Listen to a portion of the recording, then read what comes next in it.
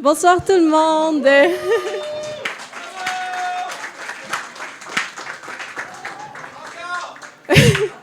Merci pour l'accueil. Bonsoir et bienvenue à Bistro Brain. Donc, mon nom, c'est Isabelle. Moi, c'est mon premier événement à Montréal avec vous.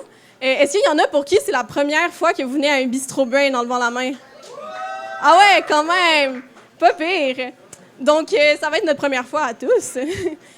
Donc, pour un petit rappel pour présenter un peu Bistro Brain, on est un OBNL fondé en 2017 dont la mission est de partager la science à travers le plaisir, en faisant des événements comme celui-ci. Et on fait des événements partout au Québec, surtout à Sherbrooke et à Québec et à Montréal, bien sûr.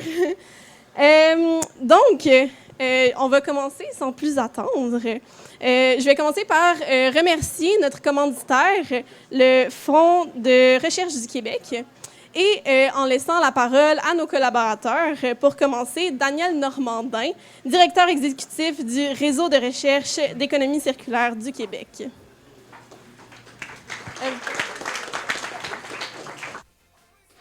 Merci Isabelle. Bonjour tout le monde. Donc effectivement, directeur du réseau de recherche en économie circulaire. Pour ceux qui ne le connaissent pas, c'est un réseau qui a été mis sur pied il y a 5 ans, qui comprend 395 chercheurs de 65 disciplines qui proviennent de toutes les universités au Québec, de quelques centres de recherche collégiaux, également d'universités canadiennes et hors Canada. Notre vocation, c'est de faire avancer l'économie circulaire dans toutes ses composantes, donc autant sociales, technologiques, économiques et autres. Et donc, on a une petite équipe d'une vingtaine de personnes qui gèrent à la fois le réseau, mais aussi un centre de recherche que je représente qui s'appelle le CIRIEC, qui est le Centre d'études et de recherche intersectorielle en économie circulaire. Et on est basé donc à l'École de technologie supérieure, qui est une école de génie dans Griffintown. Donc, on organise, en fait, c'est le 3e ou 4e Bistro Brain auquel on participe. On aime bien que nos étudiants viennent faire des présentations. Je ne sais pas, est-ce que vous êtes au courant de... Ouais, je pense que c'est le 3e ou 4e. En tout cas, 3e assurément, 4e. Alors, on a aujourd'hui 3 étudiants qui vont présenter, qui sont reliés donc au réseau de recherche en économie circulaire. Donc, Alexia Becquet, qui est à l'ETS, donc sous la supervision du professeur Mathias Glass, qui est parmi nous, voilà. Ensuite, nous aurons Elisa Hidard, qui, elle, travaille sous la supervision du professeur Virginie Franqueur de Polytechnique Montréal. Et on aura enfin Lucie Richard-Duclos, qui est aussi à l'ETS, sous la supervision donc, du professeur Mathias Glass, mais aussi du professeur Philippe Terrier. Donc voilà 3 étudiants brillants, qui vont présenter leurs travaux. Et par la suite, donc, on aura d'autres présentations qui viennent du réseau de recherche en économie sociale et solidaire, avec qui on a co-organisé l'événement d'aujourd'hui. Donc, je laisse la responsable de ce réseau peut-être venir dire quelques mots. La prochaine collaboratrice, Mathilde Courtemanche, co-représentante, effectivement, du comité de relève du réseau de recherche d'économie sociale et circulaire, pardon. Alors, bon Bistro Brain tout le monde. Bonsoir tout le monde. Je ne suis pas représentante du réseau ou directrice du réseau. Là. Je suis co-représentante de l'espace relève du réseau de recherche. Donc, bonsoir tout le monde. J'espère que vous allez bien. On est vraiment heureux ce soir de participer avec Bistro Brain puis le réseau d'économie circulaire réseau de recherche d'économie circulaire du Québec à cette soirée que je pense qui va être super enrichissante, dynamique et ludique. Dans le fond, pour ceux qui ne connaissent pas le réseau de recherche d'économie sociale et solidaire, c'est un réseau qui s'intéresse aux enjeux liés au développement, l'essor puis la reconnaissance de l'économie sociale et solidaire. C'est un réseau qui rassemble plusieurs co-chercheuses et co-chercheurs de milieux universitaires et collégiaux, des co-chercheuses et co-chercheurs des milieux de pratique et plusieurs étudiantes et étudiants qui forment l'espace relève. Puis ce soir, on a le plaisir de vous présenter les travaux. Bien, dans le fond, 3 étudiants qui vont présenter leurs travaux de recherche. On a Marie-Jeanne Bélanger, qui est étudiante à la maîtrise. Au HEC, sous la direction de Valérie Michaud et Chantal Maillot, on a Camille Lavictoire-Bouliane, qui est étudiante à la maîtrise à HEC Montréal, sous la direction de Justine Ballon, et Roland Ernest Calier, qui est étudiant à la maîtrise à l'Université de Rimouski, sous la direction de Marie-Noëlle Albert. Donc, c'est ça. On voulait aussi prendre juste un petit 2 secondes pour remercier Bistro Brain de l'invitation puis le réseau parce que ça a été une collaboration qui a été super fluide puis vraiment agréable. Puis aussi, les étudiants qui vont présenter ce soir, ils ont des super belles présentations puis c'est une façon de voir qu'est-ce que la relève, les sujets de recherche auxquels ils s'intéressent. Donc, merci beaucoup. Super. Donc, je vous ferai pas plus attendre. On va maintenant, pour briser la glace, j'invite Camille Lavictoire-Bouliane pour sa présentation qui va porter sur l'émergence des projets immobiliers collectifs au Québec. Camille est détentrice d'une maîtrise en gestion de l'innovation sociale de HEC Montréal. CPA de formation, elle conjugue aussi pragmatisme et créativité pour répondre aux défis sociaux, économiques et écologiques. Donc, on peut l'applaudir chaleureusement.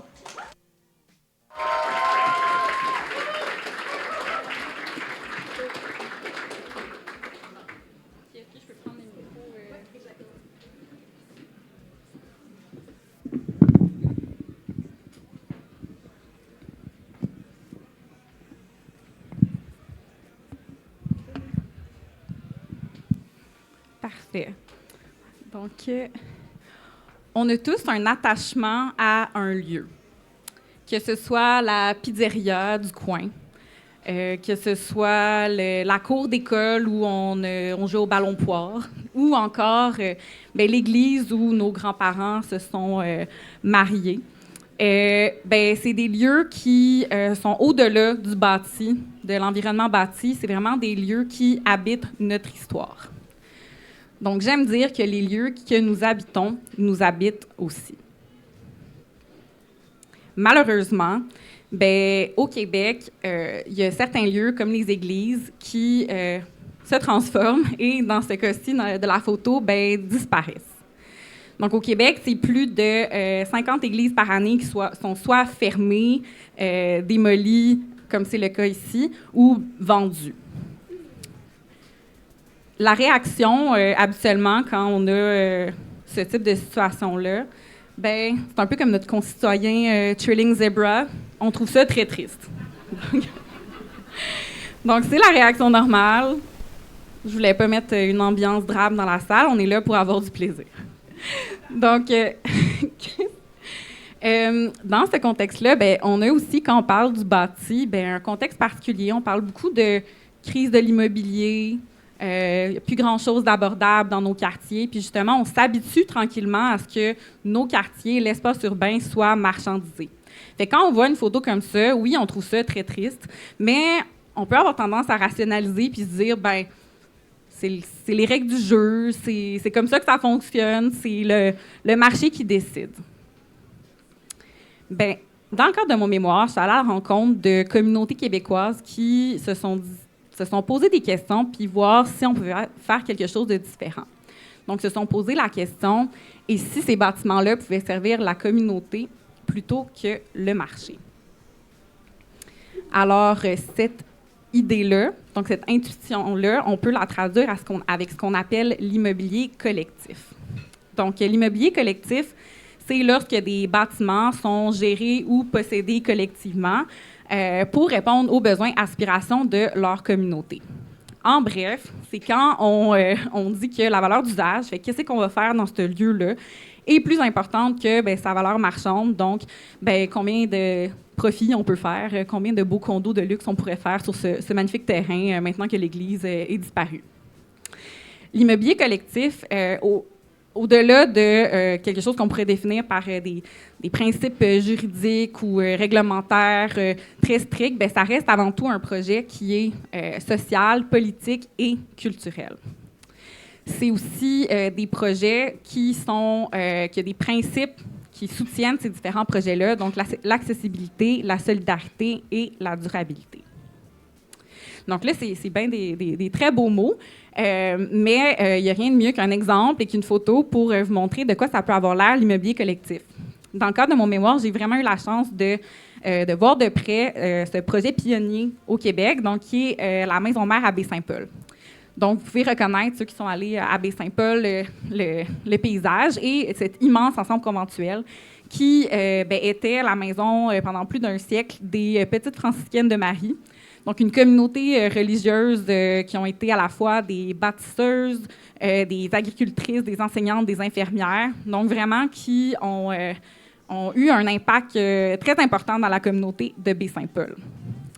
Cependant, comme un peu plusieurs congrégations religieuses au Québec, leur population est en déclin, puis il y a une absence de relève. Fait que se sont tournés en dehors de leur communauté pour chercher de la relève. Puis c'est comme ça qu'en 2017, la ville de Baie-Saint-Paul s'est portée acquéreur de l'ensemble conventuel. Puis entre vous et moi, ça a l'air facile dit comme ça, mais ça a demandé beaucoup d'efforts, de volonté politique et un brin de folie. On me l'a avoué que ça avait demandé vraiment beaucoup de conviction. Donc aujourd'hui, près de 10 ans plus tard, on peut retrouver dans la maison mère de Baie-Saint-Paul plus de 43 organisations avec des missions variées, que ce soit des missions de développement durable, d'entrepreneuriat, agriculture, etc. Et pour être allé dans la maison mère de Baie-Saint-Paul, je vous recommande vraiment d'y aller et de faire un tour, entre autres, à la coop Mousse Café, que peut-être certains connaissent déjà. Je vois des hochements de tête. Donc, où est-ce que c'est vraiment un lieu de rencontre citoyen, intergénérationnel, qui est super convivial et accueillant. Donc, c'est l'endroit parfait pour vous introduire à l'immobilier collectif si c'est quelque chose qui vous intéresse. Donc, OK, ça existe, parfait, mais il reste une question. Comment ils ont fait pour arriver à ce projet-là, à traduire cette intuition-là en projet concret, comme je viens de vous l'expliquer? Donc, pour ce faire, j'ai passé 18 mois à étudier en détail ce projet-là, mais aussi d'autres projets, dont la Cité des hospitalières en transition, HLAB et le collectif de Longueuil. J'ai récolté des données. Donc, fait 15 entretiens, 60 heures d'observation et analysé près de 500 pages pour essayer de répondre à cette question-là. Donc maintenant, j'aimerais vous demander, selon vous, avec les quelques informations que je vous ai données sur l'immobilier collectif, qu'est-ce qui est le plus important pour que ce type de projet-là réussisse? Donc, je vais vous demander de lever la main, de choisir une réponse. Donc, je vous laisse le temps de les lire rapidement, mais j'aimerais savoir qui pense que ce qui est vraiment le plus important pour qu'un projet comme ça fonctionne, c'est la mobilisation citoyenne. OK, quand même, je dirais un 20 B, l'attachement au lieu. Fait que le fait que ce soit un lieu important. OK, il y en a quelques-uns. C'est la volonté politique derrière.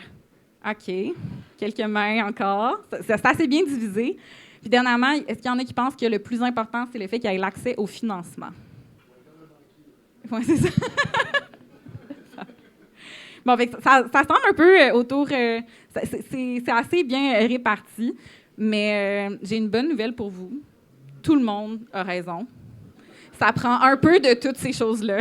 Et mauvaise nouvelle, c'est pour ça que c'est aussi complexe, aussi fastidieux comme processus. Donc, en bref, si j'essaie de résumer, quand je dis que c'est complexe, qu'il y a toutes ces différentes choses-là qui se combinent, je le compare un peu comme à un puzzle. De dire que ces différentes pièces-là, il faut qu'ils se tiennent ensemble pour qu'on puisse avoir quelque chose de concret, donc un projet d'immobilier collectif.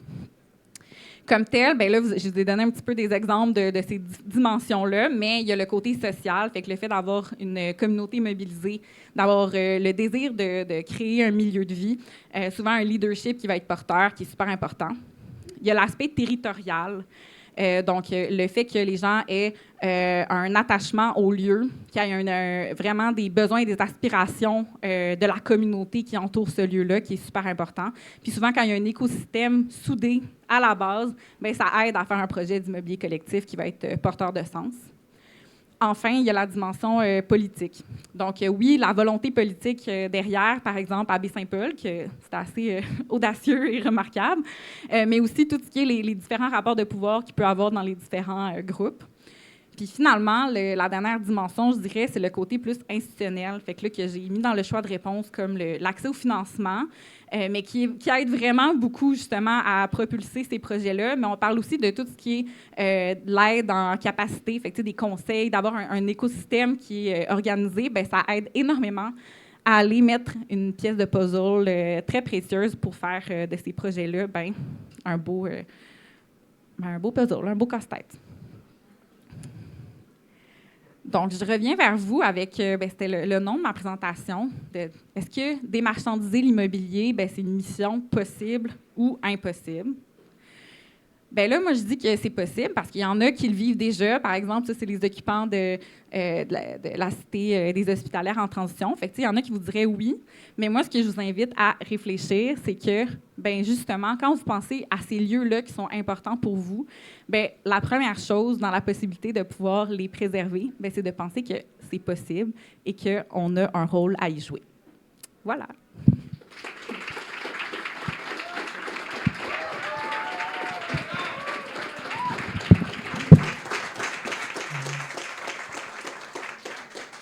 Excellent. Est-ce qu'on aurait des questions dans la salle? Non, ça veut dire que c'était plutôt clair pour vous.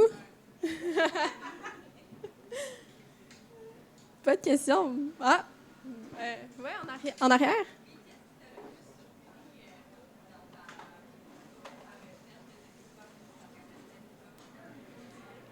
Moi, je trouve donc, je vais juste répéter la question pour notre vidéo. Donc, c'est quoi qui t'a le plus surpris dans ta recherche? Bien, justement, moi, je m'attendais peut-être naïvement à être capable de bien qualifier les projets d'immobilier collectif ou de montrer un peu comme, OK, en 3 étapes faciles, voici comment faire un projet d'immobilier collectif, mais que, justement, chaque projet est vraiment teinté par son territoire, son milieu, les gens qui sont impliqués. Donc, c'est vraiment ça qui, par exemple, c'est à Saint-Daniel-Boclin, qui est un lieu rural. Bien, justement, ils ont fait un projet nourricier avec une coop de solidarité qui est en agriculture urbaine. Fait que c'est des choses que, parce que c'est ça qui habitait le territoire, ça a vraiment été structurant dans le projet. Fait que je dirais que c'est ça qui m'a agréablement surpris, mais de dire justement que c'est ça. C'est propre à chaque projet, chaque territoire. Super. On avait une deuxième question. Je peux te passer le micro? On va essayer. Un coup que ces projets-là sont établis, dans tes recherches, c'est qu'est-ce que tu as trouvé, comment faire pour faire durer ces projets-là, un coup que c'est fait? Je connais des gens de la Cité des Hospitalières qui sont dans les occupants de la Cité des Hospitalières, puis ça a été une grosse question de comment est-ce qu'on fait pour faire perdurer le projet. Bien, c'est une excellente question. C'est aussi pour ça que je me suis beaucoup concentrée sur l'émergence de ces projets-là, parce que ça reste quand même un phénomène qui est nouveau. Puis autant qu'on a des projets comme la Cité, que ça fait quand même quelques années qu'ils sont là, bien, c'est vraiment des projets de longue haleine, puis que sont encore quasiment en émergence, de dire, puis que c'est toujours des efforts en continu. Fait que c'est un des constats, c'est de dire que ça reste toujours un peu précaire au début, puis à se renouveler, puis à investir des efforts. Mais moi, je pense que plus il va y avoir de projets d'immobilier collectif, plus ça va être structuré, puis plus on va pouvoir soutenir ces projets-là. Fait que ça, c'est mon souhait. Et si tout le monde croit que c'est possible, bien, ça influence le fait qu'il y ait du soutien financier en capacité, des expertises qui se bâtissent.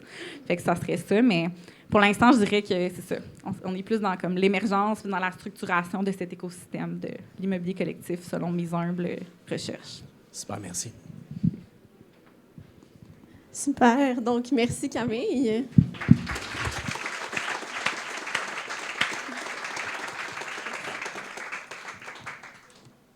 Donc, on va passer à notre prochaine présentation. Notre prochaine présentatrice est étudiante en double diplôme à la maîtrise en génie de l'environnement à l'ETS. Son projet porte sur la low-tech réalisée au sein du laboratoire d'ingénierie pour le développement durable. Je laisse donc le micro à Richard Duclos, qui nous présentera la technique au service de l'itinérance.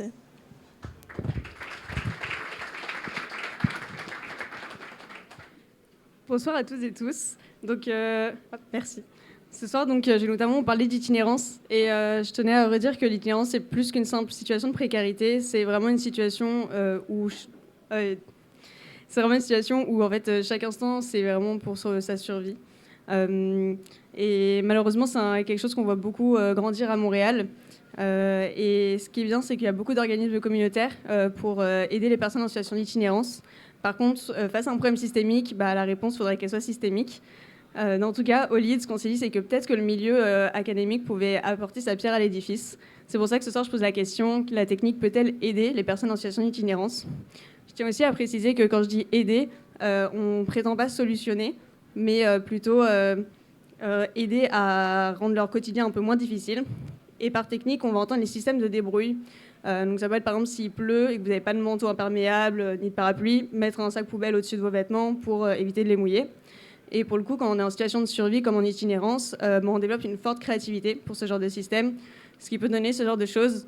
Donc on voit un homme en situation d'itinérance qui a créé en fait un poêle à bois à partir d'une carcasse de micro-ondes, d'une grille de barbecue et d'un tuyau pour évacuer la fumée.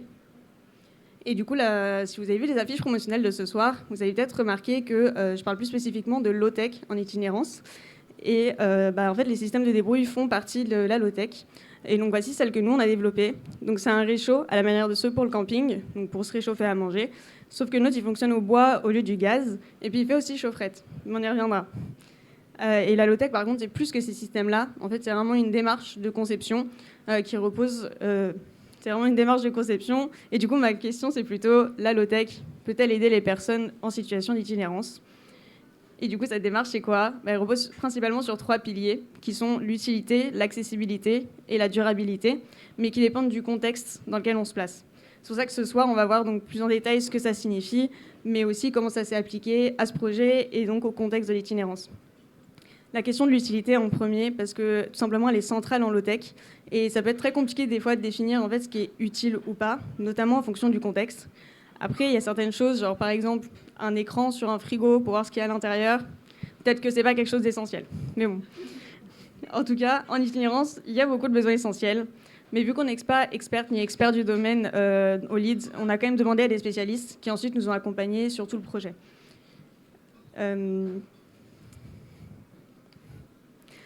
Quand on a froid, du coup, on risque quoi ? On risque des engelures, on risque l'hypothermie, etc. Donc naturellement, on va chercher à se réchauffer.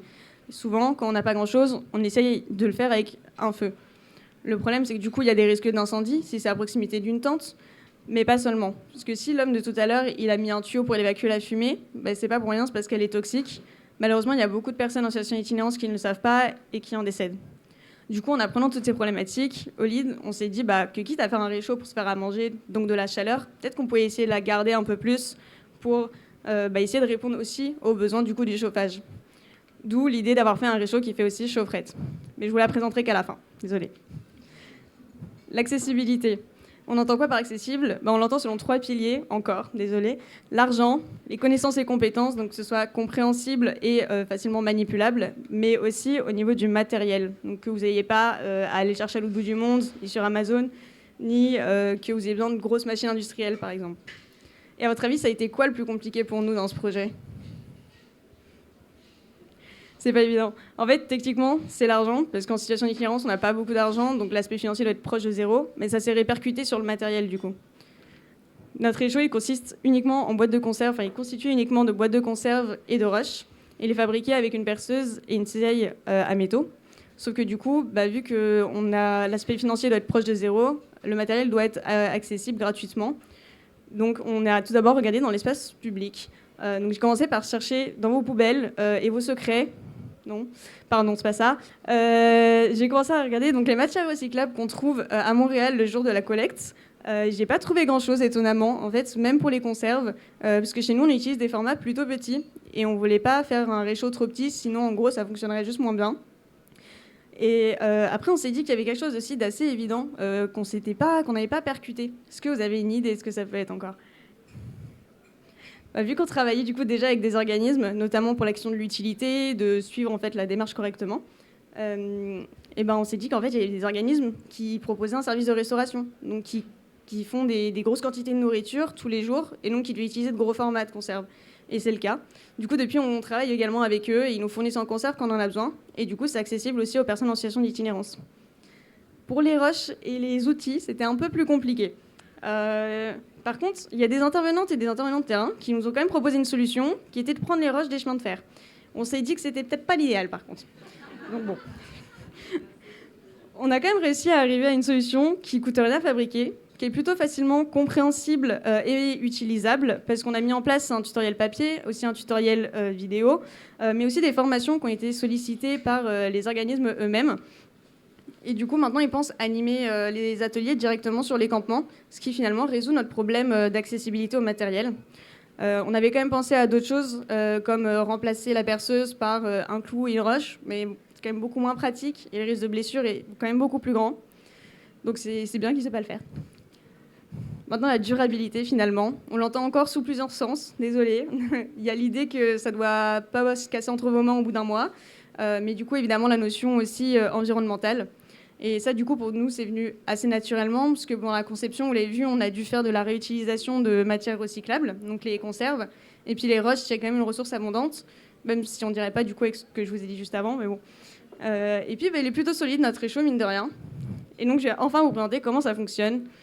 Donc, la partie en pointillé que vous voyez, c'est une canne qui a été percée de tous les côtés pour laisser passer l'air, tout simplement parce que c'est la chambre de combustion. Donc là, on va mettre le bois et on va allumer le feu. Donc la partie un peu noire qu'on voit, qui est le trou au milieu. Et du coup, la partie chaufferette, les roches, elles sont enfermées dans une autre conserve. Et elles vont emmagasiner la chaleur produite par le feu. Et c'est un matériau qui va permettre de le garder sur un temps long. Et il va quand même dépendre par contre du temps de combustion. Parce que plus il y aura de chaleur produite, et plus on va en emmagasiner.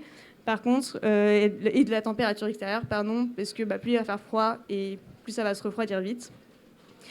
Et donc, si on reprend notre situation du début, une personne en situation d'itinérance, avec le réchaud chaufferette, elle peut se réchauffer à manger. Elle peut, du coup, par contre, toujours en dehors de sa tente, parce qu'il y a toujours un feu, et puis il y a toujours le risque de fumée toxique. Mais lorsque le feu est éteint, grâce à la chaufferette, donc les roches, le réchaud va rester chaud, difficile à dire, et elle peut le rentrer dans sa tente et se réchauffer. Donc on réduit le risque en fait, d'engelure et d'hypothermie, mais aussi du coup de sous-nutrition. Donc finalement, la low-tech peut-elle aider les personnes en situation d'itinérance ? Franchement, on a l'impression que ça marche bien pour l'instant.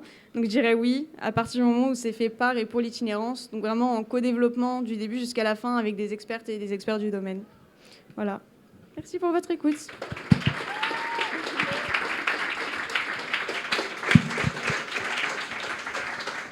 Merci. Est-ce qu'on a encore des questions dans la salle? Oui, je peux peut-être essayer de passer le micro.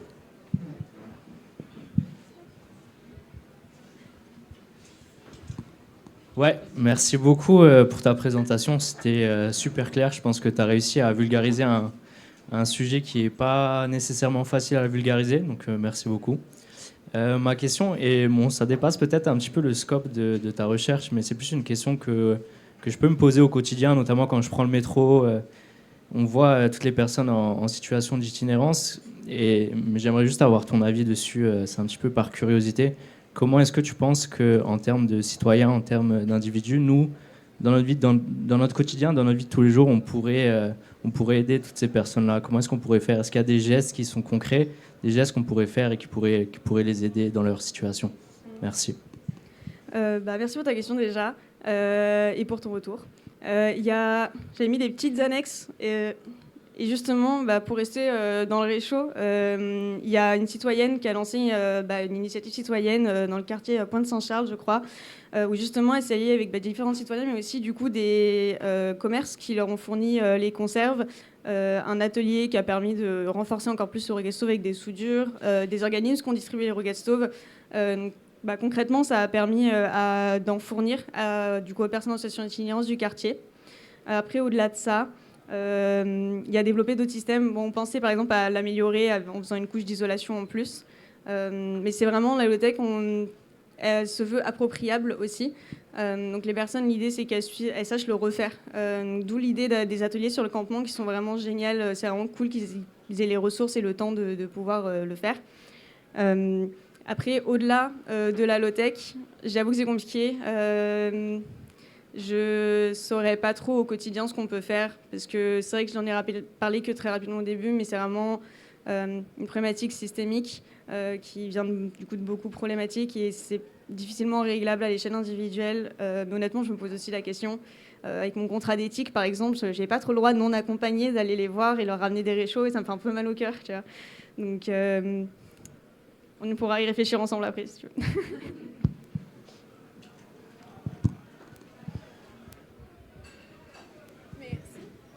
Est-ce qu'on aurait d'autres questions? Super. Donc, dans ce cas-là, merci beaucoup.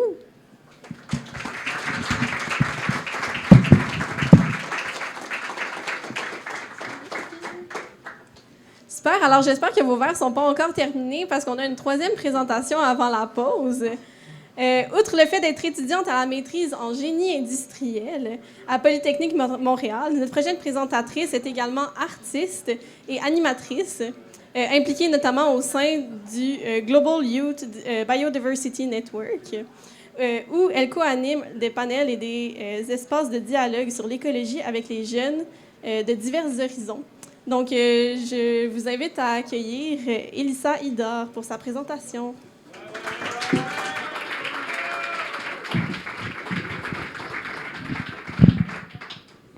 Bonsoir. Ok, je vois déjà les petites... merci, c'est gentil. Je vois déjà les personnes en train d'essayer de retourner le petit papier. En fait, ce que je vais faire, c'est que je vais marchandiser votre attention. Donc, ce qui se passe, c'est que vous allez pouvoir le retourner juste à la fin de la présentation. Mais merci d'être là. Aujourd'hui, on va parler ensemble. J'aimerais vous emmener dans un univers un peu d'émerveillement, de jeu, d'apprentissage. L'émerveillement visuel, j'ai vraiment fait de mon mieux. Les slides que vous allez voir aujourd'hui, c'est des collages que j'ai fait. Vraiment, le premier truc de ma bio, c'était artiste. Donc, on plonge dedans, honnêtement. Mais j'espère que ça va vous plaire. Moi, j'ai pris beaucoup de plaisir à les faire. Donc, le sujet, c'est comment parler d'écologie aux enfants. On commence par regarder par les petites lunettes. Le message du jour, c'est l'importance de l'art et du sensible pour transmettre des messages. Et on va s'intéresser aujourd'hui au zéro déchet. Donc, le zéro déchet, c'est un ensemble de pratiques qu'on met en place pour réduire les déchets qu'on utilise au quotidien. On parle de réduire à la source les déchets, donc refuser d'en consommer, mais aussi réutiliser le plus possible, réparer les choses et les recycler en dernier recours.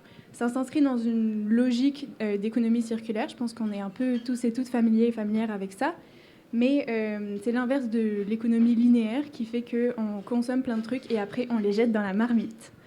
C'est pas ça qu'on veut. Donc, le contexte de cette recherche, c'est qu'il y a quelques années, Équiterre c'est un organisme environnemental québécois, a mandaté une équipe de recherche de Polytechnique pour mener une étude sur le zéro déchet, les freins et les leviers d'adoption de comportement zéro déchet. J'adore quand vous hochez la tête, ça me fait tellement de bien. Je suis un peu stressée. Ok. Donc, Équiterre a mandaté une équipe de recherche de Polytechnique et on s'est rendu compte en fait que informer ça suffisait pas, il fallait aussi développer d'autres approches qui passent par l'expérience, c'est mon sac qui est tombé, qui passent par l'expérience, par le sensible pour transmettre des messages. Voilà. Donc c'est ce que 10 chercheurs et chercheuses ont fait en montant une exposition à la biosphère. L'idée c'était de co-construire en fait une œuvre immersive. Ok, co-construire... Ah ouais, la caméra... Co-construire une œuvre immersive, plusieurs œuvres immersives, ma bad, pour... Oh, je suis désolée, ok.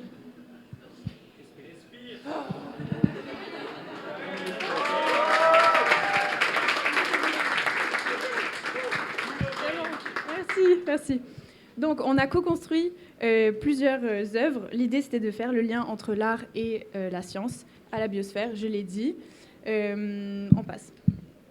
Ok, anecdote. Quand j'ai commencé à travailler à Montréal en tant qu'éducatrice en environnement et je faisais de la sensibilisation environnementale, donc j'ai travaillé dans plusieurs organismes et notamment des écoles pour donner des ateliers de sensibilisation à l'environnement, et dont un qui était gestion des matières résiduelles.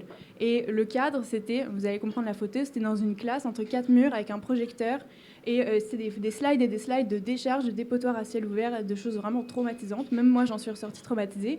Et dans le meilleur des cas, j'avais genre une table devant moi pleine de déchets, genre, pour leur expliquer ce qu'il fallait faire avec leurs déchets. Donc, petite slide. J'aimerais vous faire participer sur ce point. Qu'est-ce que vous pensez que les enfants ressentent? Parce que c'est public cible, j'ai oublié de le dire. Mais qu'est-ce que vous pensez que les enfants ressentent quand on leur parle comme ça d'environnement? Ouais, stress. Anxiété. Éco-anxiété. Est-ce qu'à main levée, on sait ce que c'est l'éco-anxiété? Oh yeah. Enfin, mauvaise nouvelle. C'est bon. Donc, je vais quand même définir l'éco-anxiété. C'est un trouble psychologique qui est lié au fait de se rendre compte en fait que les changements climatiques sont quelque chose de réel et qu'on est en train de construire un futur horrible. On est en train d'être des ancêtres horribles pour les enfants de nos enfants, donc pour les futures générations. Donc j'imagine que si je fais un petit main levée, est-ce qu'il y en a d'entre vous qui ressentent de l'éco-anxiété? Ok, cool, merci pour votre partage. Ça me fait un bon lien avec la slide d'après, donc les émotions. L'éco-anxiété peut rentrer dans la roue des émotions. Les émotions peuvent être agréables ou désagréables. On ne dit pas positives ou négatives parce que ça porte un jugement, mais bon, moi je porte un jugement clairement. Mais il y a des émotions agréables, passives et actives et passives. Exemple, active, excitation, surprise, joie, et exemple, passive, satisfaction. Les enfants qui ont été voir l'exposition à la biosphère ont ressenti un grand mélange d'émotions. Il y a eu des émotions positives, mais il y a aussi eu des émotions agréables, ouais, c'est ça, et des émotions désagréables comme la colère, la peur et la tristesse. Ces trois émotions actives, un exemple d'émotion désagréable passive, c'est l'ennui. Que Dieu vous préserve de l'ennui. C'est normal quand on voit des œuvres environnementales de ressentir un mélange de toutes ces émotions parce qu'en fait on est autant sensibilisé, en fait on voit autant la beauté de la nature, de l'environnement que toutes les menaces qui pèsent dessus, donc c'est normal. Comment est-ce que les enfants gèrent ça? Figurez-vous qu'ils ont des cercles relationnels significatifs, c'est amis, famille, école. J'espère qu'il y a des profs dans la salle qui vont apprécier mon petit monstre pour les profs. Moi je le trouve très attendrissant, c'est pour ça que je l'ai pris. Mais c'est comme ça qu'on le navigue et on fait tous partie des cercles relationnels de certains enfants. Ah oui. Alors, j'aimerais faire une petite parenthèse là-dessus. Quand on parle aux enfants d'environnement, c'est normal, nous, en tant qu'adultes, de ressentir de l'éco-anxiété et des émotions désagréables, actives ou passives. Par rapport à la crise environnementale, c'est normal. Félicitations, ça veut dire qu'on est humaine et qu'on est connecté à tout ce qui se passe autour de nous et aux gens qui sont autour de nous et à l'environnement, etc. L'idée, c'est pas de faire semblant que tout allait bien, parce que c'est le pire truc, littéralement, qu'on puisse faire aux enfants, être là en mode « t'inquiète, c'est chill », ça ne fonctionne pas. C'est une stratégie qu'on a essayée plusieurs fois. En fait, dans le passé, c'était plus l'idée de convaincre les enfants, entre guillemets, que la crise existe, alors que de nos jours, les enfants sont très conscientes que c'est un monde dans lequel on évolue et qu'il faut dealer avec ça. Maintenant que l'éléphant est sorti de la pièce. Yay! Ça, c'est... non, tu vas recycler tes déchets parce que la Terre est en feu. On ne fait plus ça. Super, je vais jamais regarder cette vidéo YouTube. Ok. Non. J'ai dit, c'est une stratégie qui ne fonctionne pas. Maintenant, la stratégie qu'on essaie de mettre à la place, c'est que les enfants développent un attachement avec l'environnement, avec la nature qui est autour d'eux, un attachement, oserais-je même dire un amour, mais en tout cas une curiosité qui leur donne envie d'apprendre et de comprendre tout ce qui se passe autour d'eux, autour d'elles. Okay. Donc en conclusion, juste vous raconter un peu mon mémoire, puisque vous allez tous le lire, ou alors je ferai un petit reel de 5 secondes, vous allez tous le regarder. Mais les enfants ont globalement ressenti des émotions, une grande variété d'émotions. Je disais, je ne sais pas si je l'ai dit, mais en tout cas c'est un bon signe de ressentir, même si c'est des émotions désagréables, parce que ça veut dire qu'il y a un engagement émotionnel avec le sujet. Et les enfants repartent aussi en majorité avec une envie de parler de ce qu'ils ont ressenti pendant l'exposition. J'avais un autre point important. J'avais un autre point. Ah oui, l'idée à travers l'art, c'est que les émotions émergent des enfants et que ce ne soit pas du gavage, comme on a vu dans la maison avec la pluie. Voilà, ok, maintenant, le petit poème, le petit truc qui est sur votre table, c'est un poème que j'ai écrit il y a genre 2 semaines pour une performance artistique, et un peu dark, mais je vous encourage à le lire. Si vous voulez m'en parler après, ça va me faire très plaisir. Merci.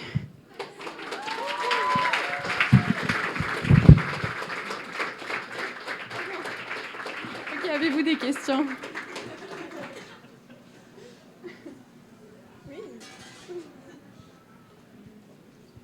Salut! Ma question, en fait, parce que tu disais, avec les enfants, la solution, c'est un peu de les amener à connecter avec la nature. Est-ce que, dans ta recherche, tu as trouvé peut-être des données sur les enfants en milieu urbain versus dans les régions? Est-ce qu'il y a le côté de connecter avec la nature est plus difficile dans les endroits où les gens ne sont pas en contact direct avec la nature? Oui, c'est très pertinent. Honnêtement, je ne le vois pas tant dans ma recherche, mais dans mon parcours professionnel, au début, je donnais des ateliers dans les écoles, je pense, Genre, je suis sûre que c'est la meilleure chose à faire. Et puis au bout d'un moment, je suis sortie du cadre scolaire et j'ai travaillé sur le Mont-Royal. Et là, en fait, on te donne des ateliers, ça s'appelle École de la forêt, et tu sors les enfants dehors pour expérience ça. Et c'était un programme qui était offert aux enfants défavorisés, justement des milieux urbains les plus urbains. Mais c'est très pertinent comme truc. Très vrai. Merci. Est-ce qu'on aurait d'autres questions? Super. Alors, bonsoir tout le monde. On va revenir de la pause.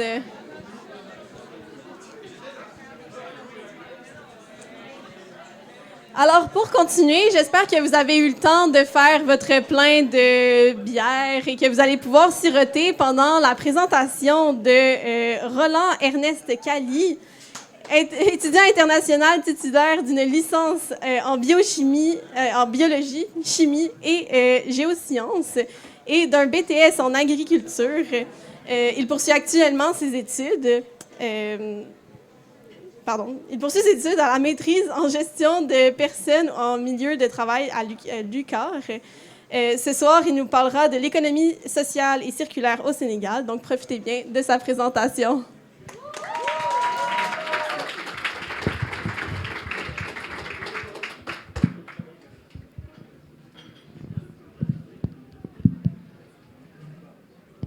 Merci. Je vais demander à ceux qui le peuvent d'arrêter de respirer pendant un moment.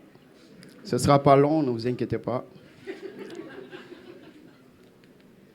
À mon signal, 3, 2, 1. Vous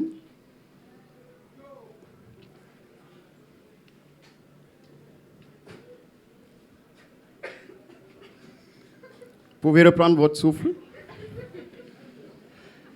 Maintenant, posez votre main sur votre cœur. Vous sentez que les battements sont forts. C'est parce qu'il y a un déséquilibre. Et le cœur essaie de corriger ce déséquilibre en propulsant le maximum de sang à travers ces vaisseaux, voilà, pour atteindre les extrémités, à travers son réseau. Eh bien, c'est un peu pareil dans l'économie. Il faut qu'il y ait production, il faut qu'il y ait des échanges, il faut qu'il y ait une circulation des biens et tout ça. Quand il y a quelque chose qui bloque, il faut que Wonder Woman arrive ou bien que Superman arrive pour décanter la situation. Eh bien, retenons cela d'abord et puis embarquons dans cette recherche afin de mieux comprendre les spécificités des organisations de l'économie sociale et solidaire dans le contexte du Sénégal. Bien sûr, à travers ma propre expérience professionnelle et beaucoup de littérature scientifique et quelques données médiatiques, c'est ça qu'on appelle l'autopraxéographie. OK, mais avant, je vais vous parler de quelque chose que vous connaissez déjà. OBSL, Organisation sans but lucratif. OBNL, Organisation à but non lucratif. Bissobrain est une OBNL. J'ai une question pour vous. Combien de milliards de dollars pensez-vous que Bissobrain reçoit en dons ou bien gagne à travers ses activités? Oui, trillions, disons trillions de dollars. C'est beaucoup? OK. En tout cas, je vous le souhaite. Je souhaite à Bissobrain d'avoir... voilà. Pourquoi je dis cela? Parce que je suis rassuré. Je sais que même si Bissobrain a toute cette somme-là, elle sera utilisée pour une bonne cause. Parce que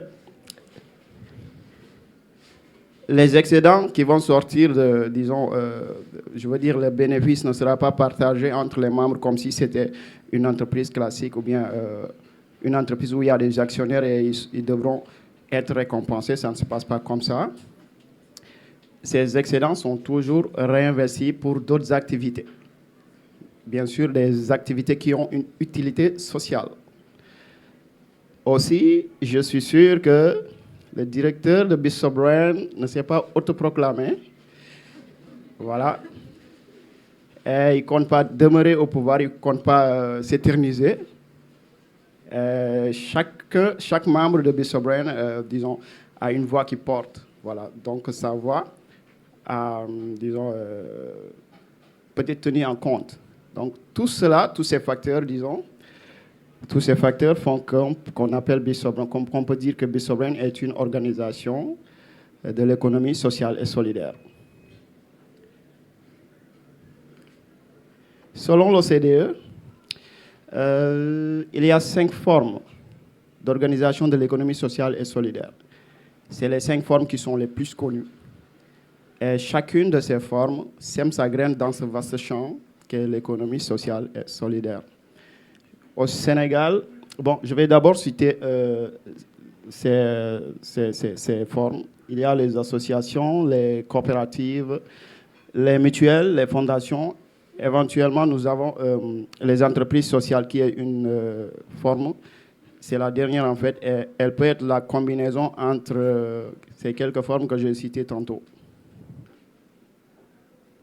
Parmi ces formes, il y en a beaucoup au Sénégal. Il y a beaucoup de ces formes qui existent au Sénégal. Et les plus connues sont les associations. Et la majeure partie de ces organisations associatives, elles sont dans l'informel, ce qui constitue un manque à gagner pour l'économie du pays. Si vous constatez, c'est marqué 118% du PIB. Ça, c'est une dette, c'est pas le fun. C'est une dette. Le rythme cardiaque de l'économie actuellement est à baisser. Il faut que Wonder Woman arrive ou bien que Superman arrive pour corriger ou bien pour aider un peu l'économie du pays.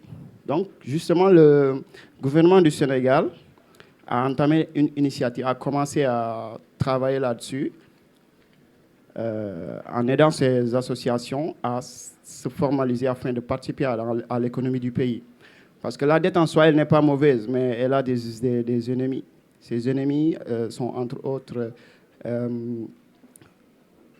le non-paiement des impôts, parce que si elles sont dans l'informel, elles ne paient pas d'impôts. Le fait qu'il y ait une corruption, par exemple, tout ça, ça constitue c'est en contresens avec l'économie d'un pays, je veux dire. Donc, les politiques publiques, là où elles ne peuvent pas arriver, ces associations, malgré qu'elles sont dans l'informel, elles parviennent quand même à avoir des résultats très positifs, très significatifs, à leur échelle, bien sûr. Le gouvernement a remarqué que aider ces organisations permettrait, en d'autres termes, d'aider l'économie du pays, voilà, de les aider, elles également, ces organisations, à se développer et à se conformer aux normes, aux standards internationaux, même si les projecteurs ne sont pas braqués sur elles. Voilà. L'autre particularité, à part le fait qu'elles sont dans l'informel, c'est que les valeurs sociales sont souvent transférées dans l'organisation et cela fait que, je donne un exemple très simple, un leader dans cette organisation peut être choisi sur la base du fait qu'elle porte un nom particulier, un nom de famille particulier. Ça peut vous étonner ici, mais ça existe au Sénégal. Un nom, par exemple, qui permet un peu de tisser les liens entre son organisation et d'autres organisations. Donc, cela peut faire qu'on se pose des questions sur leur légitimité d'appartenir à l'économie sociale et solidaire, parce qu'il y a, disons, une certaine ambiguïté dans la gouvernance déjà, parce qu'elles sont dans l'informel, mais aussi sur la démocratie, parce qu'il arrive que ces derniers, ces leaders, c'est souvent des femmes. Elles demeurent très longtemps au pouvoir et voilà. L'aspect positif, tout n'est pas négatif là-dessus parce que c'est en fait un choix stratégique que ces organisations, les membres de ces organisations ont fait de choisir cette personne. Même s'il y a une ambiguïté quelque part, la possibilité, l'aspect positif, c'est que ces organisations, ce leader permet la création d'un réseau et ce réseau serait un régulateur social et qui empêcherait ce leader de faire ce qu'il veut au risque d'être écarté du réseau et de perdre toute crédibilité. Aussi, il y a une économie parallèle qui se forme à travers ce réseau et qui permet à ces organisations de se développer, mais également, ça affecte chaque membre de cette organisation dans le sens positif, bien sûr.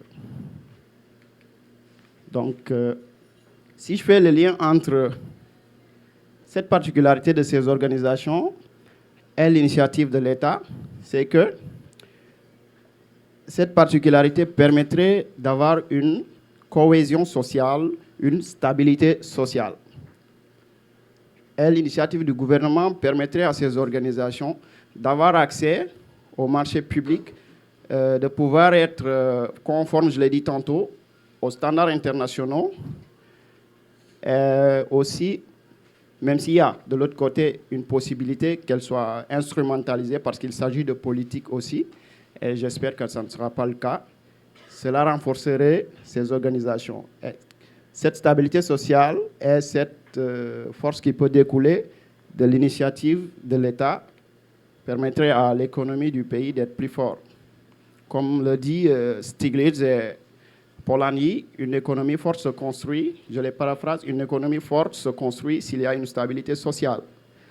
Donc les organisations de l'économie sociale et solidaire au Sénégal seraient pour l'économie du pays ce que le sang est à l'organisme. Je vous remercie.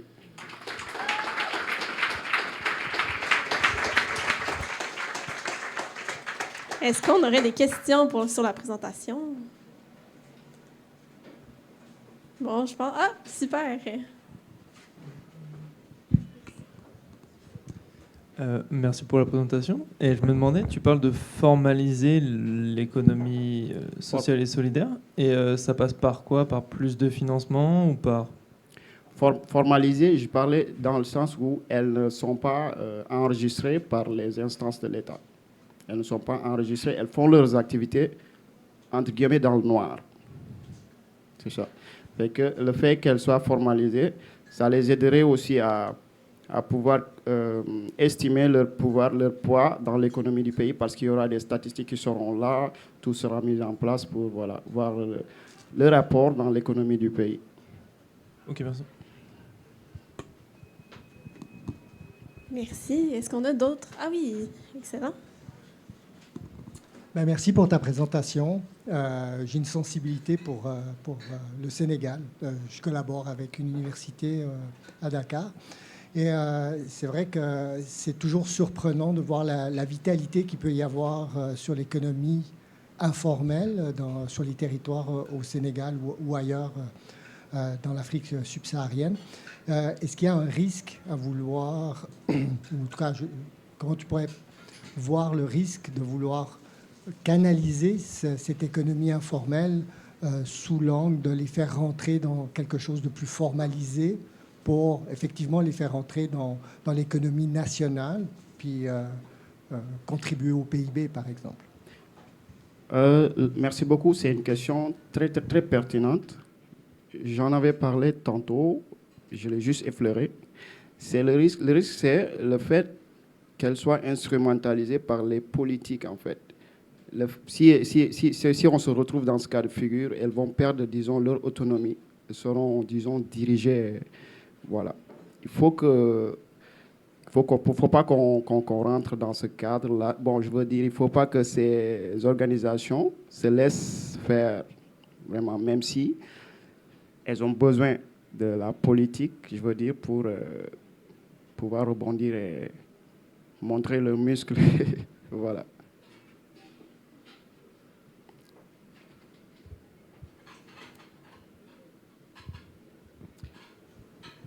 Super. D'autres questions? Donc, je pense qu'on n'avait pas d'autres questions. Parfait. OK, donc merci beaucoup.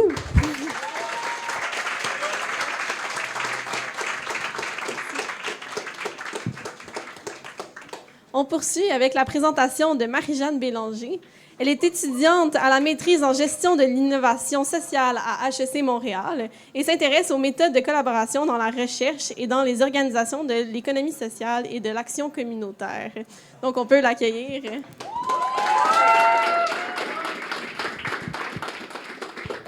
Bonjour tout le monde, merci beaucoup d'être ici. En fait, moi, je veux commencer ma présentation avec un petit 2 secondes où vous prenez un moment d'introspection. C'est quand la dernière fois que quelqu'un a pris soin de vous? Pas obligé de le dire, faites juste le sentir dans votre cœur, dans votre corps. Et c'est quand la dernière fois que vous avez pris soin de quelqu'un? Même principe, pas obligé de le dire. En fait, toutes les émotions que vous ressentez, tous les processus qui visent à identifier un besoin chez quelqu'un d'autre et à répondre, ça s'appelle le care. Et en fait, le care, ça a été théorisé par des sociologues et des philosophes.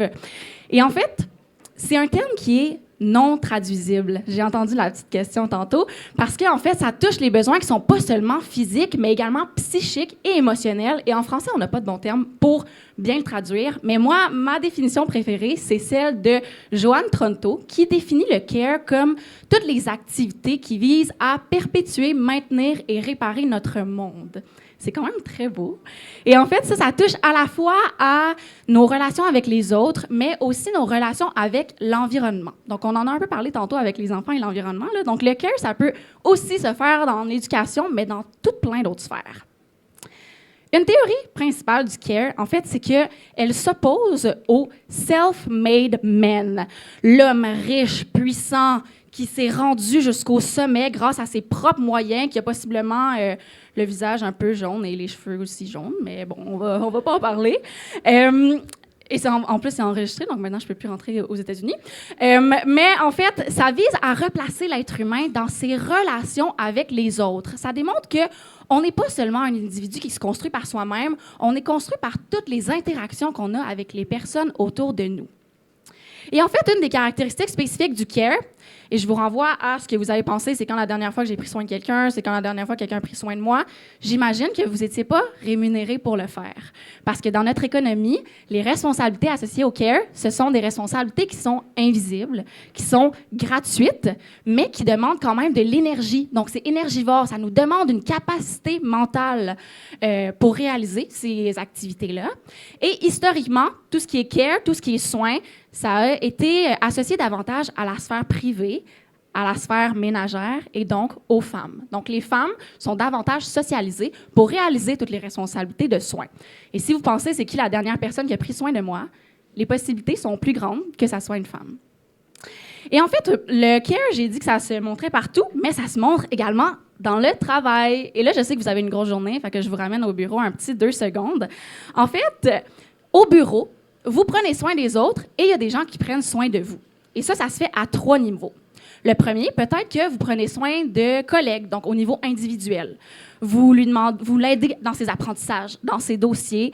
Vous lui demandez comment ça va, vous félicitez ses réussites. Ça aussi, c'est du care. Ensuite, ça peut aussi être un care de groupe. Donc, peut-être que vous êtes dans votre comité social, peut-être que vous organisez les parties de Noël. Ça, c'est prendre soin du groupe, c'est prendre soin de l'équipe. Peut-être que vous êtes impliqué pour développer des outils de communication pour faciliter les liens entre les membres de votre équipe. Et peut-être aussi que vous prenez soin de votre organisation comme entité. Donc, peut-être que vous anticipez les événements à venir, les budgets à venir sur lesquels on doit appliquer pour avoir les subventions. Peut-être que vous développez des connaissances sur l'organisation pour pouvoir l'amener plus loin pour que les activités soient en lien avec la vision. Ça aussi, c'est du care.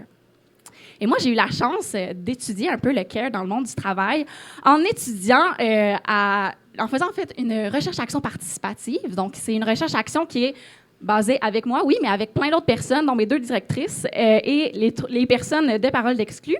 En fait, Paroles d'Exclus, c'est une organisation communautaire à Montréal-Nord qui lutte contre la pauvreté et l'exclusion en faisant des activités de mobilisation et de la recherche communautaire. Et en fait, ce qui est spécial avec cette organisation-là, c'est qu'en 2023, elle a subi une crise interne qui a mené plusieurs personnes autour de l'organisme à se mobiliser et à prendre en charge la direction générale de l'organisme. Donc, ils ont démarré une co-direction à 3. Comme c'était une situation d'urgence, ils se sont rapidement séparés les grands pans de l'organisme là, selon leurs expertises et leurs intérêts.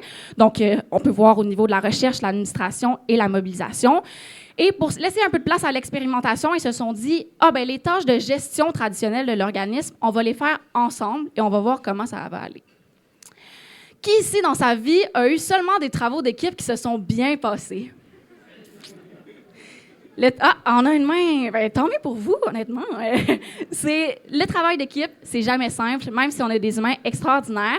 Et après 1 an d'expérimentation, il y a une personne au sein de la co-direction qui a commencé à sentir qu'elle en avait un peu plus sur les épaules que ses 2 collègues.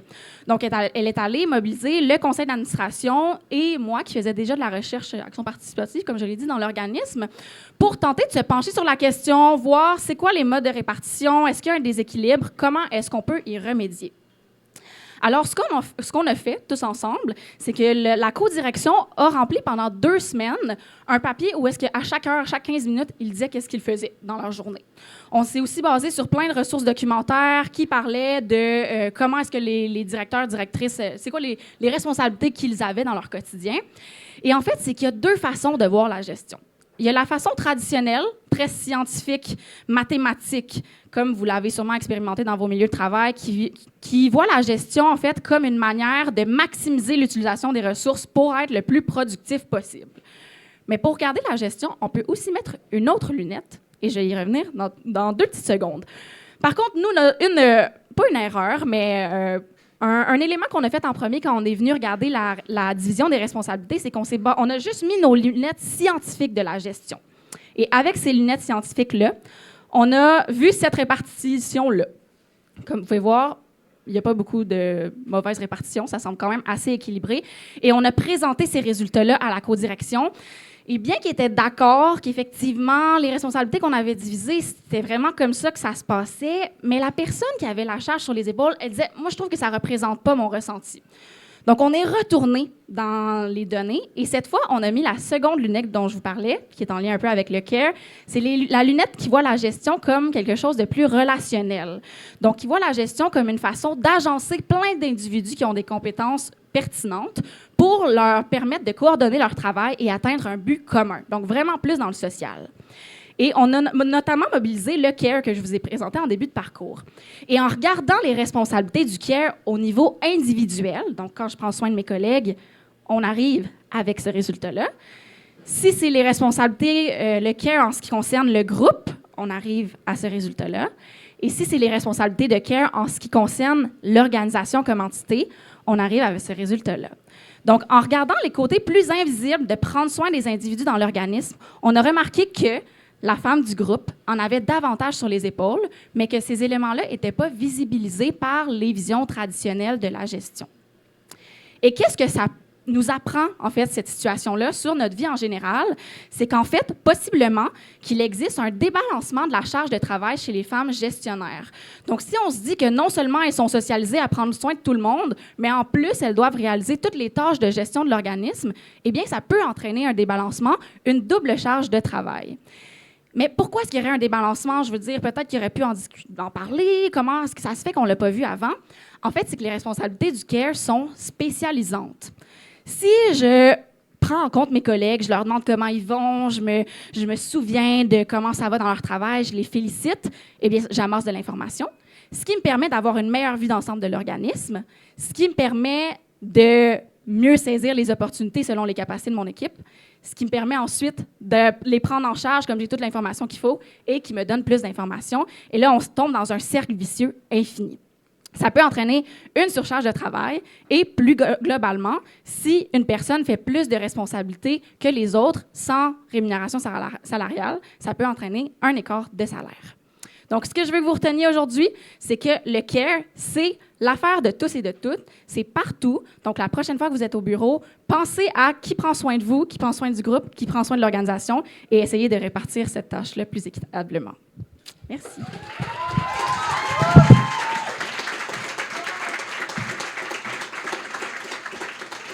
Est-ce qu'on a des questions? Toujours pas. Je pense que c'était quand même assez clair comme présentation. Ah, peut-être en arrière.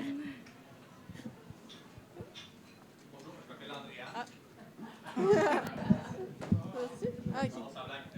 Le CARE, est-ce que c'est une habileté... Oh, mince. Andréane, c'était une blague entre collègues, c'est tout. On l'a pas compris. Non, ben un jour, c'est enregistré, elle va le savoir. Tu dis donc que oui, on partageait les responsabilités liées au care entre tout le monde. Est-ce que c'est un muscle qui se développe? Et si oui, j'imagine que oui, comment on peut aider à développer ce muscle chez les gens chez qui il est moins développé? Merci, c'est une très bonne question. En fait, ça tombe surtout aux solutions là, que je n'ai pas eu l'occasion d'aborder aujourd'hui, mais une première façon, c'est de le visibiliser. Donc, d'être capable de... Là, vous avez déjà une partie d'information, là, d'être capable de le reconnaître. Et ensuite, effectivement, il y a une partie de le répartir, mais ça peut se passer par des manières concrètes. Par exemple, je prends l'exemple d'une colocation. Si vous remarquez que c'est toujours vous qui faites la vaisselle, bien, vous allez peut-être... regrouper vos colocataires pour leur demander de mieux le répartir. Donc, l'adresser, communiquer et le visibiliser. Donc, il ne faut pas que ça reste à l'intérieur de soi. Il faut vraiment qu'on soit amené à l'amener vers l'extérieur. Mais malheureusement, je pense que c'est là que mes connaissances se limitent pour le moment. Mais ça peut s'appliquer à la colocation, mais aussi à la codirection. Oui. D'abord, bravo pour la présentation. C'était vraiment très clair, très bien articulé. Est-ce que c'est quelque chose, une tendance qu'on voit s'observer chez les services de ressources humaines des entreprises, c'est-à-dire de prendre de plus en plus conscience de ça, ou c'est vraiment un phénomène marginal dans la façon dont on l'étudie en ce moment-là? Moi, c'est sûr que je me suis penchée seulement sur la codirection en organisation communautaire et en trio, là, donc c'était beaucoup une étude de cas, mais à travers la littérature, effectivement, il y a de plus en plus de personnes qui commencent à se questionner sur le care au niveau organisationnel. C'est sûr que le care est encore en train de se développer dans le milieu en ce qui concerne la visibilisation du travail invisible, donc des tâches de soins au sein de la famille, là, comme tout ce qui est garder les enfants, prendre soin des personnes aînées, mais au niveau organisationnel, peut-être que ma directrice et co-titulaire de travail engagement et care au réseau de recherche en économie sociale et solidaire serait capable de mieux répondre à cette question. Mais j'ai l'impression que dans le milieu organisationnel, en économie sociale et dans le milieu communautaire, ça s'en vient, ça se développe, mais il y a toujours place à l'amélioration aussi. Les questions viennent de ce côté-ci, Salah. Je serais curieux d'avoir la fin de l'histoire. Après le nouveau calcul du partage des responsabilités, il s'est passé quoi?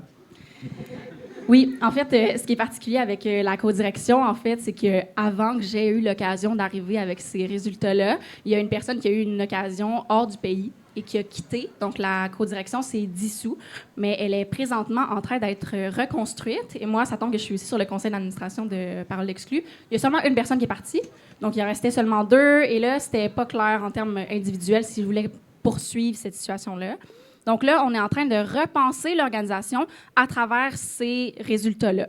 Donc, c'est un processus qui est encore en cours. On veut redévelopper un modèle de direction collégiale, donc collective, mais on n'a pas encore les solutions à ce moment-là. On est juste en train d'imager ce qui s'est passé et le reste est à venir. Merci. Je sais qu'il y avait d'autres questions en arrière. Malheureusement, je ne veux pas vous garder ici jusqu'à 9 h. Donc, je vous invite à aller poser vos questions à la fin des présentations avec plaisir. Merci.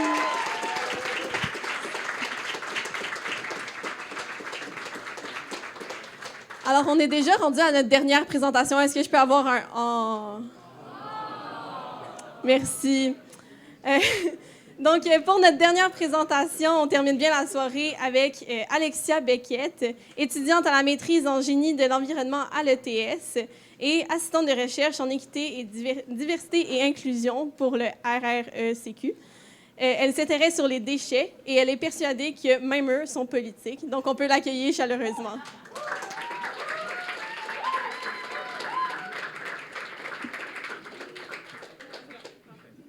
OK.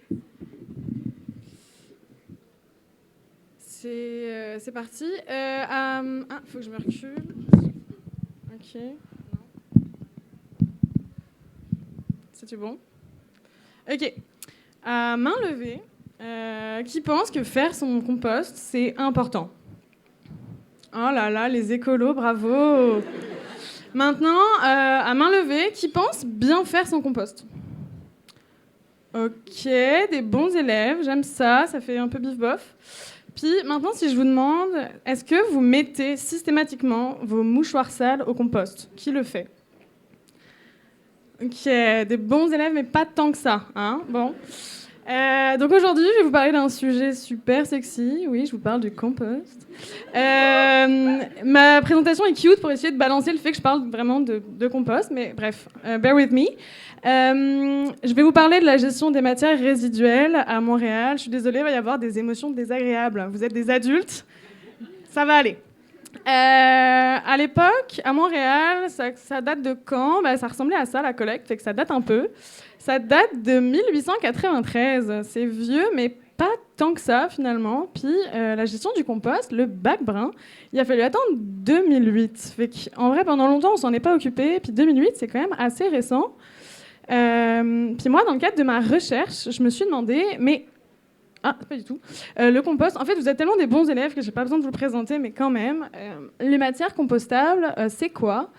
Les résidus alimentaires, évidemment, les mouchoirs sales, maintenant vous le savez, les résidus verts aussi, c'est-à-dire les feuilles mortes à l'automne, les branches, etc. etc. Bon, maintenant, donc, moi, je me suis posé la question de, une fois que j'ai mis ma pelure de banane dans le bac brun, où va-t-il?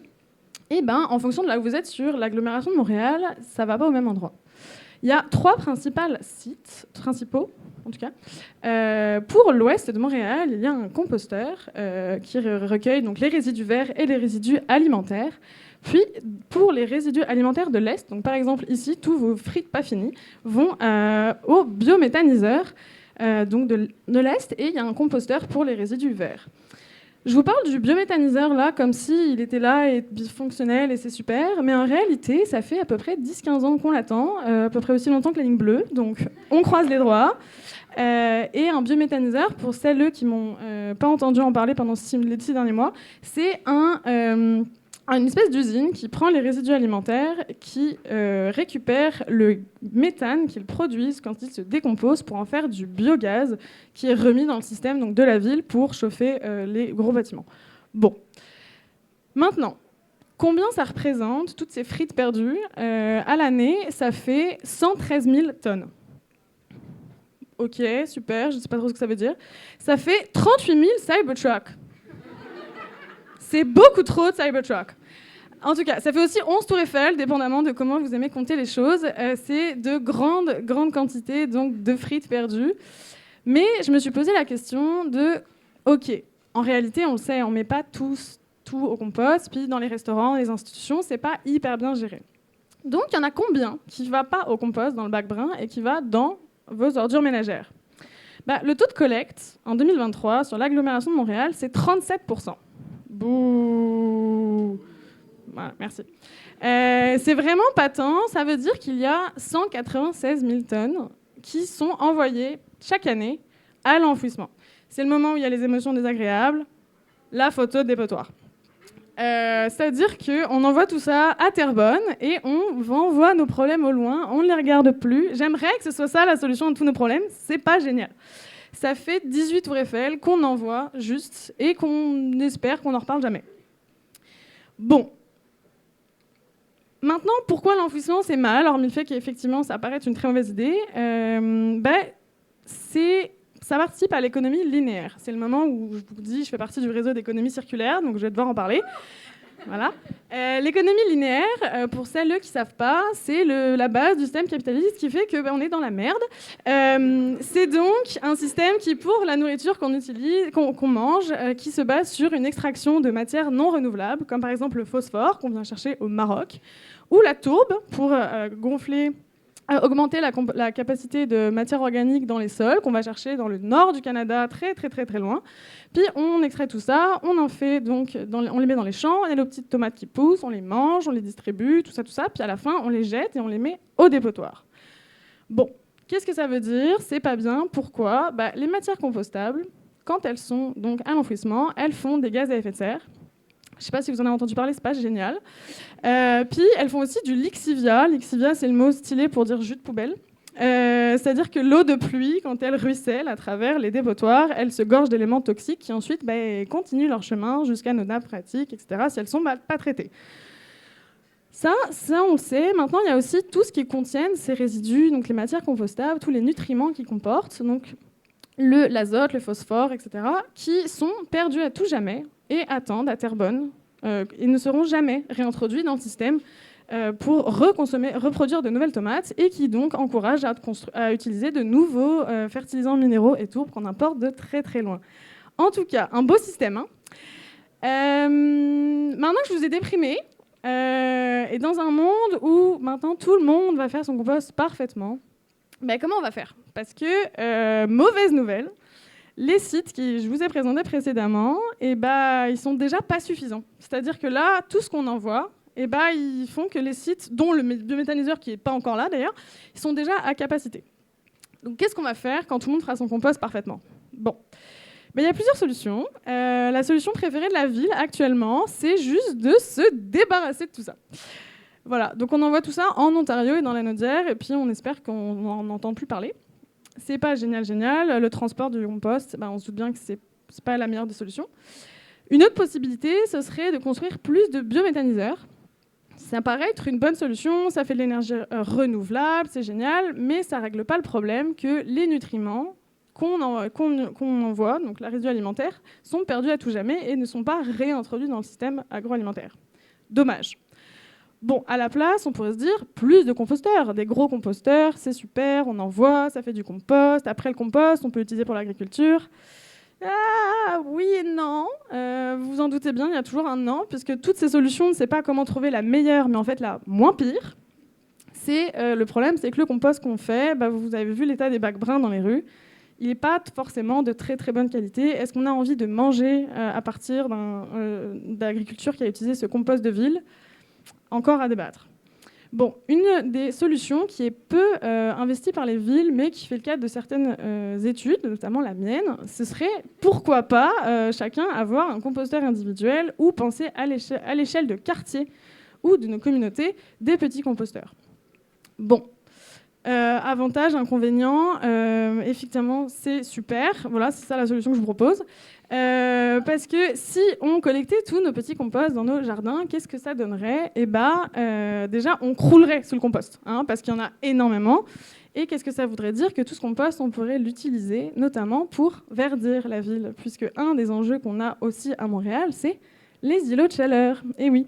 Donc, pourquoi pas imaginer un monde où tout le monde fait son compost à l'échelle de quartier, ça crée des espaces communautaires où on se rejoint avec nos voisins, on jardine, enfin bref, c'est génial. Donc, maintenant, c'est la fin.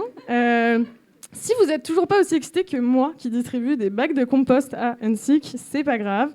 En tout cas, donc je vous conseille à tout le monde de maintenant être convaincu par la cause du compost.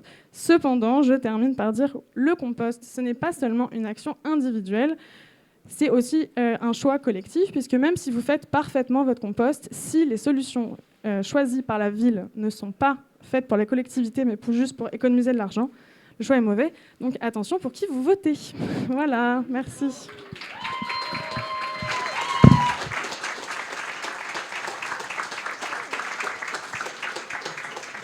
Merci beaucoup. Est-ce qu'on a des questions pour une dernière fois ce soir?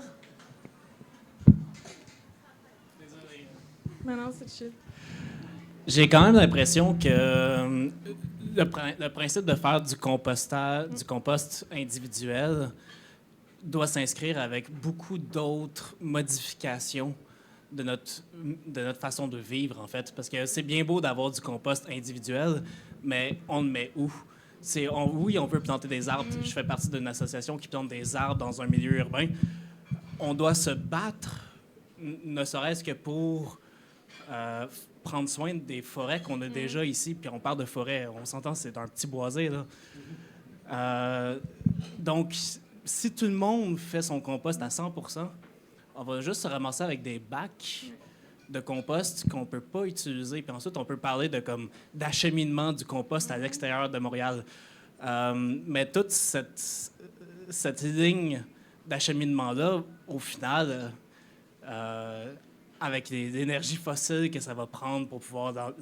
C'est quoi les avantages de faire ça? Ça demande énormément de modifications juste à notre façon de traiter notre environnement même, pas juste à la façon qu'on fait notre compost aussi. Très bonne question. Moi, ma réponse, elle est optimiste. C'est de dire que la ville est mal pensée. Aujourd'hui, on considère la gestion des déchets comme vraiment la gestion d'un comment on fait pour gérer ces matières dont on veut se débarrasser. Et je pense que pour moi, là, on a vraiment un mauvais paradigme. Si à la place, on se dit, ces matières sont des ressources, et si on orientait la ville à l'envers, non pas comme comment est-ce qu'on gère ces déchets-là, mais comment est-ce qu'on réinvestit cette matière première qui juste traîne, et que la ville était tournée autour de ça, peut-être que la question ne se poserait pas, et on serait juste en disant, comment est-ce qu'on ferait pour profiter au mieux de tout ça, et que les systèmes seraient faits à l'envers, peut-être. En tout cas, j'espère. Ça serait beau. Est-ce qu'on a d'autres questions? Oui. Bravo, Alexia, pour la présentation. Question, tu disais que les mouchoirs de poche, on ne pouvait pas les mettre dans le compost. Pourquoi? Si, on peut mettre ces mouchoirs sales dans le compost. Tout ce qui est, j'allais dire naturel, c'est pas forcément organique, merci, naturel, en mouchoir, oui. Je ne sais pas. Tout ce qui est organique peut aller au compost. Oui. Donc, mouchoir sale. En cas de période de rhume, vraiment, pensez-y. Parce que, évidemment, le compost, il finit par se pasteuriser industriel. Donc, ça ne pose pas de problème, les germes dans les mouchoirs. Là. Tout à fait. Moi, je préfère qu'ils soient là que dans la poubelle. Tout à fait. Le compost, là, c'est un autre... honnêtement, il faudrait une autre présentation. Mais faire du compost, ça chauffe à 80 degrés à peu près, là. Donc, c'est une réaction exothermique qui brûle les bactéries. Donc, votre compost est propre. C'est fou. Merci. Super. Est-ce qu'on a une dernière question? Je suis pas sûre que je peux me rendre jusqu'à là-bas.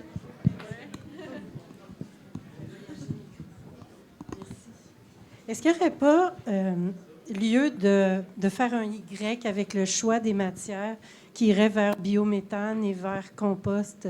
Je suis dans la région de Saint-Hyacinthe. On a démarré le biométhane en 2014 et on a dû sensibiliser énormément pour qu'est-ce qui allait dans le bac, qu'est-ce qui allait pas, parce qu'au début, on ramassait tous les bacs bruns de grand format, puis on a eu des problèmes avec les appareillages, parce que la branche, ça ne pouvait pas aller dans le biométhane. C'est ça, le Y, là, comment on va le prévoir là, pour avoir les deux de qualité. Le biométhane, c'est plate d'envoyer de la belle vitamine là-dedans, mais en même temps, ça peut couper les coûts d'énergie. C'est pour ça, là, je sais pas comment faire, là, honnêtement, à part investir massivement dans la sensibilisation, mais bon, je pense que ce sera pour le prochain mandat municipal. Non, sinon, là, le découpage ouest-est, il est là pour ça, c'est-à-dire qu'à l'ouest, ils ont décidé que tout allait dans le compost pour justement tout envoyer au composteur et pas se poser de questions, mais dans la partie est, comme ici, ça fait 2008, c'est-à-dire que ça prend vraiment énormément de temps pour apprendre aux citoyens, citoyennes à mettre les résidus alimentaires à un endroit, les résidus verts à un autre. Et ça prend énormément de ressources, énormément de temps. Donc, il n'y a pas de bonne solution à part dire qu'il faut y croire et continuer à investir. Notamment grâce à la présentation écologie dans les écoles, je pense que c'est un bon moyen, notamment en reboucle. Bon, moi, je veux savoir si tu as étudié comme le rapport par rapport au nombre de personnes que vous êtes à Montréal, à la population de Montréal, par rapport au nombre de personnes que dans le reste de la province, comme à Montréal, il n'y a pas tant de terres agricoles que ça, puis les terres agricoles sont extérieures, puis l'apport de carbone qu'il va avoir besoin pour exporter ce méthane-là, puis cet apport carbonique-là pour le sol, si ça vaut vraiment la peine, si vous pouvez faire quelque chose à Montréal ou si... moi, je viens de Trois-Pistoles, puis moi, mon compost, je l'envoie dans le champ en arrière. Là. Ça, au moins, c'est efficace, c'est rapide. Je pense que c'est... Souvent, la question du transport dans la gestion des matières résiduelles est centrale. On se dit, on veut absolument déplacer... D'ailleurs, je l'ai dit, c'est chiant d'envoyer nos matières, notre compost loin. Cependant, je pense que souvent, quand on parle de ça, on occulte toute la partie importation des fertilisants ou de la tourbe. C'est-à-dire que si jamais, quand vous plantez vos petites plantes là, sur votre balcon et que vous utilisez du terreau, dedans, il y a de la tourbe. La tourbe, elle vient du nord du Canada. Elle a fait des milliers et des milliers de kilomètres. Fait qu'il y a déjà du transport qui est inclus dans des choses auxquelles on ne pense pas. Les fertilisants qui sont utilisés dans l'agriculture intensive, le phosphore, il vient du Maroc. Il y a du transport qui est assez invisible là-dedans. Donc je pense que oui, c'est dommage là, d'imaginer un monde où notre compost à Montréal, il nourrit les terres agricoles, puis ça fait effectivement des transports inutiles, mais il faut comparer par rapport à toute la chaîne d'approvisionnement pour l'agriculture intensive, où est-ce qu'il y a vraiment des coûts énergétiques à prendre en compte. Voilà. S'il y a quelqu'un qui cherche un projet de maîtrise dans la salle. Merci.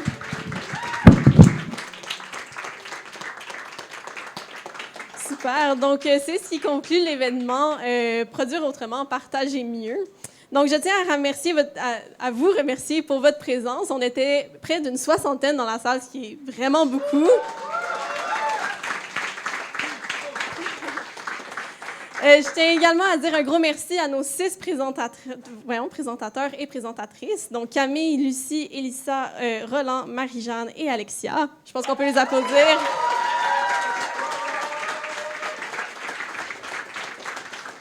Un gros merci aussi aux bénévoles de Bistro Brain. Donc, à l'accueil, on avait Nesrine et Alexia, à la technique, Mathieu et à la captation, Barbara.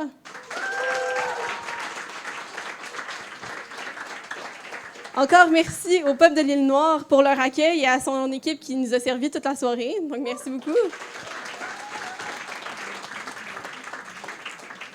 Et finalement, un gros merci à nos collaborateurs, le réseau de recherche en économie sociale et solidaire et le réseau de recherche en économie circulaire du Québec.